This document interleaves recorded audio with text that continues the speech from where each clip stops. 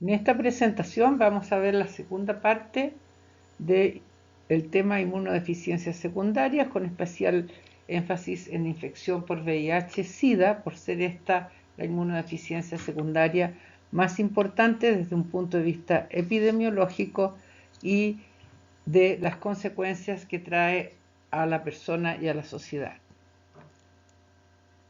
Este es una clase correspondiente al programa de inmunología del segundo año de Tecnología Médica de la Universidad de Chile. Primera cosa es ver cómo es el virus que produce el SIDA, el virus VIH, virus de la inmunodeficiencia humana. Para empezar, decir que es un retrovirus, o sea, un virus que tiene una hebra de RNA, dos hebras, y en sus aspectos estructurales podemos ver que este ácido nucleico está rodeado por varias capas que pueden ustedes observar en la figura, y la capa más externa es una bicapa lipídica que tiene dos proteínas que son muy importantes para el ingreso del virus a la célula, que son la proteína GP120 y la GP41. También posee una transcriptasa inversa, que es una enzima que es capaz de transcribir el RNA en DNA para que éste se integre al DNA de la célula afectada. Entonces, además, ingresa a determinadas células y no a cualquier tipo celular, como vamos a ver más adelante. Las etapas en la infección por el virus VIH son similares a las de cualquier virus. Necesita una puerta de entrada, que en este caso es la molécula CD4 y un receptor para quimioquinas. Una vez que se fija a estas dos moléculas, el virus ingresa su RNA, quedando la cápside fuera, y el RNA es transcrito por la transcriptasa inversa a DNA, y este DNA se une al genoma de la célula. Ahora bien, entonces tenemos una célula con el DNA viral en su interior. Cuando esta célula es estimulada a proliferar por una citoquina, entonces va a transcribir al virus RNA, y este virus RNA va a ensamblarse con las proteínas respectivas que también se sintetizan en ese momento, y va a constituir un nuevo virión que va a salir de la célula a infectar células vecinas. Ahora bien, el virus infecta a linfocitos TCD4, a células presentadoras de antígeno y células nerviosas principalmente.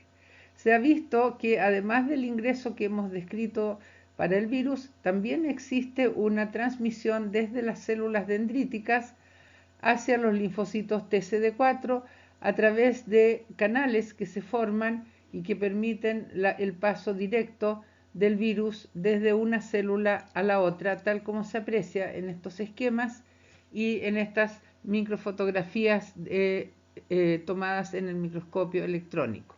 Entonces, además de entrar directamente a los linfocitos TCD4, también puede ingresar desde la célula dendrítica.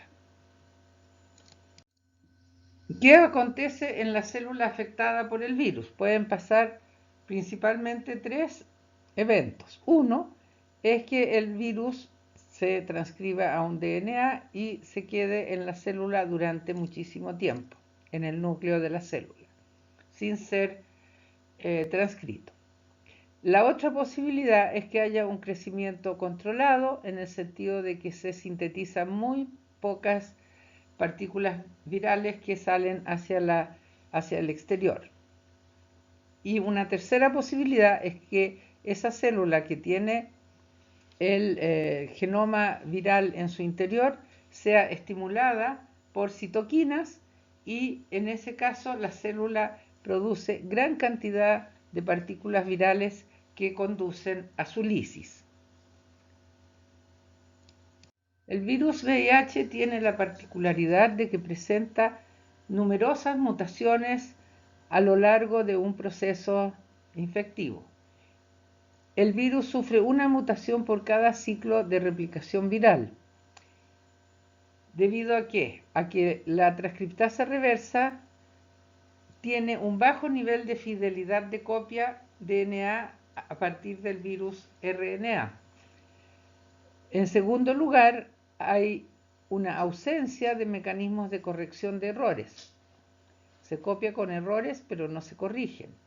Hay un alto nivel de hipermutación y eso conduce a que un individuo determinado pueda tener hasta 150 formas diferentes del virus en un momento dado. Y esto también se va a traducir, como ustedes podrán haber deducido, en dificultades para obtener una vacuna frente a este virus. El virus es bastante complejo, tiene varios genes que ustedes pueden ver en esta lista y la mayoría de los genes son reguladores. Además está la transcriptasa reversa, hay una integrasa, hay proteasas y todos los elementos necesarios para que la replicación viral ocurra en la célula y pueda originar nuevos viriones. Aquí observamos nuevamente la estructura del virus y las etapas que ocurren durante la infección. En la primera parte, arriba, se observa cómo el virus está infectando y penetrando a linfocitos TCD4 y células dendríticas. Estos se dirigen posteriormente al tejido linfoide, especialmente a los linfonodos, y se establecen allí en diversas células, tanto linfocitos TCD4 como células dendríticas. Y ocurre entonces el síndrome del HIV agudo, donde la infección se disemina por el organismo y se observa una viremia, vale decir la presencia del virus en la sangre, y aparece también la respuesta inmune, que consiste en anticuerpos y en células TCD8 capaces de detectar y destruir a células infectadas por el virus. Y aquí, con estos dos mecanismos inmunológicos, se produce un control parcial de la replicación viral. Sin embargo, el virus permanece en muchas células sin replicarse activamente y por lo tanto libre de ser atacado por los linfocitos TCD8, y esa fase, que es muy larga, puede durar hasta 8 años, se denomina latencia clínica. Hay una infección latente y de bajo nivel.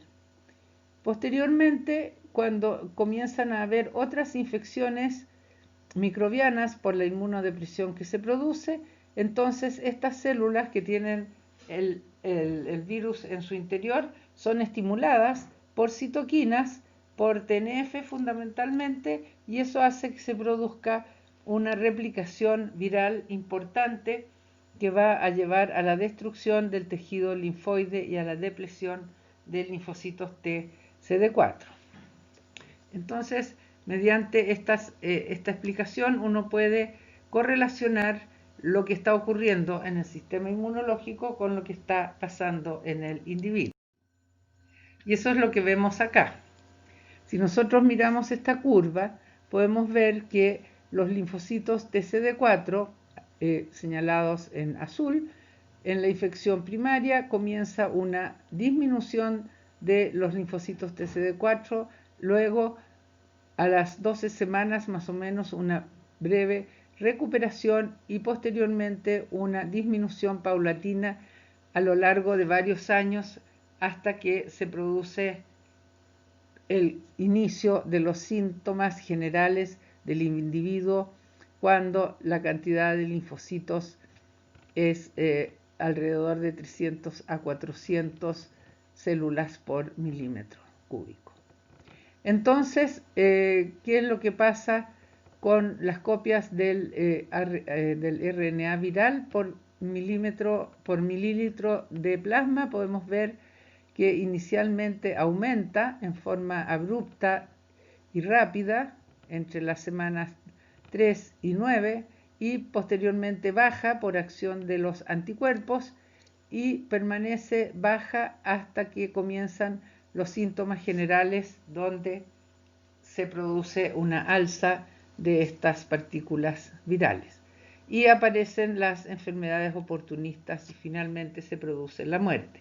Esto en individuos que no son tratados con los fármacos con los que se dispone hoy en día. Entonces, resumiendo, podemos decir que entre la semana 3 y 6 se produce, empieza el síndrome de retroviral agudo, similar a una mononucleosis y viremia, o sea, la persona se siente mal, tiene cefalea, tiene fiebre y posteriormente se recupera. Entre una semana y 3 meses aparece la respuesta inmune específica para el VIH y se produce la seroconversión, vale decir, aparecen anticuerpos en el plasma. Posteriormente, hay una latencia clínica en la que disminuye la viremia producto de la respuesta inmune humoral y posteriormente, de 7 a 10 años, la persona permanece en esta latencia en la cual no sabe, a menos que se haya hecho el examen, no sabe que está infectado y no sabe que está infectando a otras personas. Y posteriormente entonces, después de 7 a 10 años, aparece la enfermedad SIDA con distintas manifestaciones clínicas, especialmente con una gran variedad de infecciones por microorganismos oportunistas y patógenos. Y posteriormente, después más o menos de 2 años, aparece el término de esta enfermedad y la persona muere. Afortunadamente hoy en día esta secuencia ya no se da, puesto que hay mucho más control respecto a la presencia del virus en las personas y hay un mejor tratamiento. Y hoy en día se considera no una enfermedad mortal como antes, sino que una enfermedad crónica. Y las células afectadas por el virus, ustedes ven aquí en este dibujo, son las células centrales y principales de la respuesta inmune adaptativa. Vemos que son los macrófagos y células dendríticas, los linfocitos TH o TCD4 y los linfocitos TCD4 activados. Y estas células son las centrales, son las que dirigen la orquesta inmunológica y tienen que ver, por lo tanto, con todos los aspectos involucrados en esta, la respuesta celular citotóxica, la respuesta celular de TH, la respuesta inflamatoria, etcétera, etcétera. Entonces, todo el sistema inmunológico se ve afectado cuando estas células centrales del sistema son las que infecta el virus. Las etapas entonces las vemos acá nuevamente, son las mismas que señalé anteriormente, pero aquí para mostrarles cómo la intromisión del virus dentro de las células presentadoras de antígeno y los linfocitos TCD4 afectan todos los aspectos de las respuestas inmunes adaptativas. Veamos más específicamente lo que pasa en el epitelio, en la mucosa vaginal, anal, bucal y piel, que son los lugares por donde más frecuentemente ingresa el virus a nuestro organismo.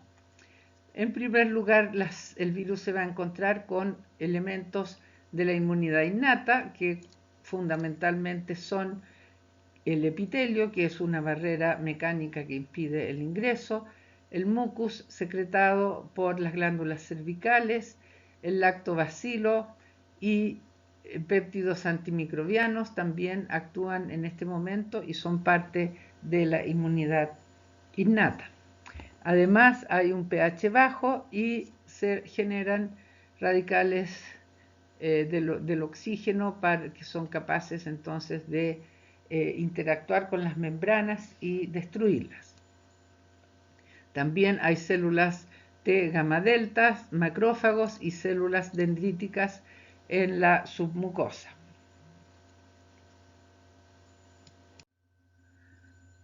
Cuando se produce una abrasión o se produce una pequeña rotura del epitelio, que es la barrera mecánica más eficiente, el virus es capaz de ingresar y llegar hacia la submucosa, donde va a ser fagocitado por macrófagos, por células dendríticas, y va a ser trasladado hacia los nódulos linfáticos.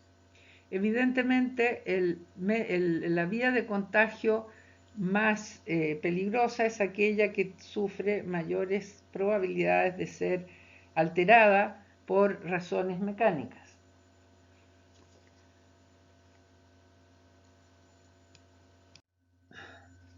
Después, el sistema inmune reacciona, como hemos visto anteriormente, y se producen anticuerpos contra el virus y se producen células,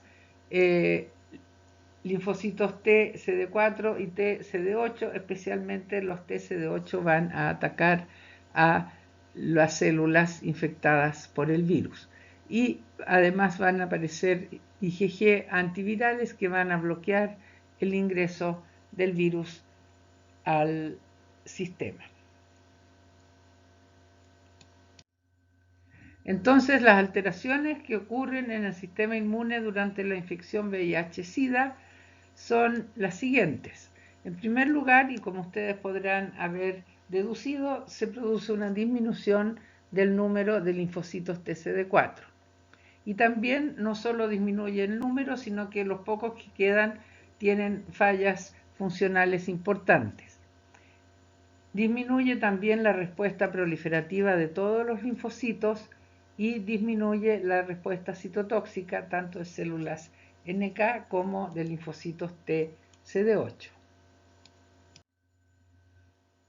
También se observa una mayor actividad de linfocitos B con aumento de los niveles de anticuerpos en la sangre. Sin embargo, la capacidad de respuesta de anticuerpos a nuevos antígenos que ingresan durante la fase de infecciones en la etapa tardía de la infección por VIH también disminuye y se altera la función de los monocitos. Ahora, ¿cuáles son los mecanismos que dan cuenta de la depresión de los linfocitos TCD4? En primer lugar, se cuenta el efecto citopático directo del virus, vale decir, el virus mata linfocitos TCD4 porque se replica en forma exagerada y se produce la muerte de la célula. La otra cosa que ocurre es que hay cambios en las membranas de los linfocitos que los hacen formar sincicios, vale decir, grandes conglomerados de linfocitos T que guardan en su interior al virus. Además, existe la respuesta inmune citolítica por los linfocitos TCD8, o sea, los linfocitos TCD8 matan linfocitos TCD4 infectados. Y finalmente ocurre también el estímulo hacia la muerte celular programada o apoptosis. Y todos estos 4 mecanismos son los principales que dan cuenta de la disminución de los linfocitos TCD4 en el organismo infectado por el virus VIH. Que es un poco lo mismo que vemos acá, donde se señala el linfocito TCD4 siendo infectado por el virus, se produce la replicación y la célula se rompe en muchos pedazos y se produce entonces el efecto citopático del virus y se liberan hacia el exterior numerosas partículas virales. En el centro vemos la activación de células TCD4 no infectadas que nos lleva a una apoptosis y finalmente la expresión de péptidos virales en la célula infectada CD4 es atacada por un linfocito TCD8 que ejerce su efecto citopático y la mata. ¿Cuáles son las manifestaciones clínicas de la infección primaria por el virus VIH? ¿Qué le sucede a la persona cuando, debido a cualesquiera de los comportamientos que hemos descrito antes, especialmente las relaciones sexuales no protegidas y la inyección de drogas por vía endovenosa con jeringas contaminadas, se produce entonces las siguientes manifestaciones clínicas. Manifestaciones generales son la fiebre, dolor de garganta, linfadenopatías, dolor en las articulaciones, dolor en los músculos. Hay muchas manifestaciones neurológicas, cefalea, dolor retroorbitario, meningoencefalitis, neuropatías periféricas, etc. En dermatológicas hay un rash eritemato macular, hay urticaria, descamación, hay pérdida de pelo o alopecia y hay ulceraciones mucocutáneas. Y en el sistema gastrointestinal tenemos la candidiasis oral, náuseas, vómitos, diarreas. Esta candidiasis oral es uno de los primeros signos que aparece en la persona afectada y se denomina también suciedad oral y es la presencia de hongos en la mucosa bucal. Veamos cuáles son las principales infecciones en los pacientes con SIDA. La principal y que da la voz de alarma es una infección pulmonar generalmente por el Pneumocystis carini, que es un microorganismo oportunista y que puede afectar entonces el pulmón de los pacientes. También el citomegalovirus produce enfermedad hepática e intestinal. El Pneumocystis carini en el pulmón provoca un exudado que ocupa todo el alvéolo y que conduce a una dificultad respiratoria severa.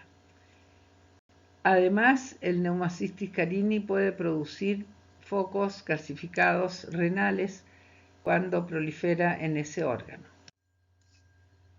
También hay infecciones pulmonares con Mycobacterium tuberculoso, y esto ha hecho, la presencia de SIDA en el mundo ha hecho que la tuberculosis también aumente debido a esta situación. Acá vemos el Mycobacterium en los macrófagos. La Candida albicans en el bronquio.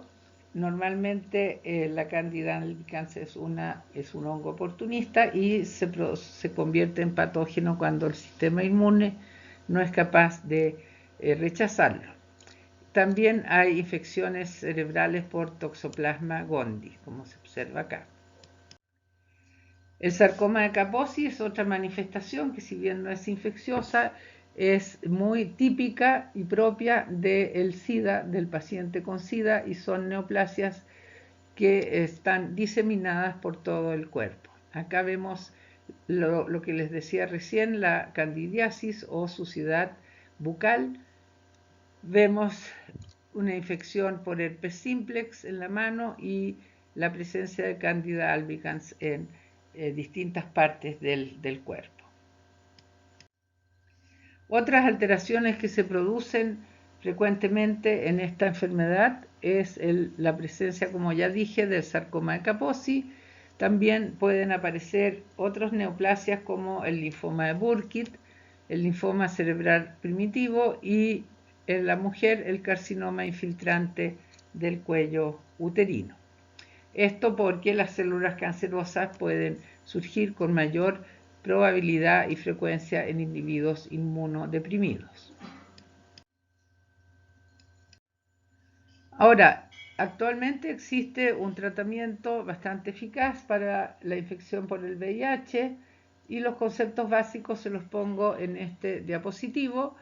El tratamiento antirretroviral OTAR es una combinación de medicamentos contra el VIH y las personas deben tomarse los medicamentos a diario y tiene una serie de características que ustedes pueden leer en este diapositivo. Y con esto terminamos. recordándoles que vivamos como vivamos, siempre hay que tener las relaciones sexuales protegidas y la protección más eficiente es el uso del condón. Fin.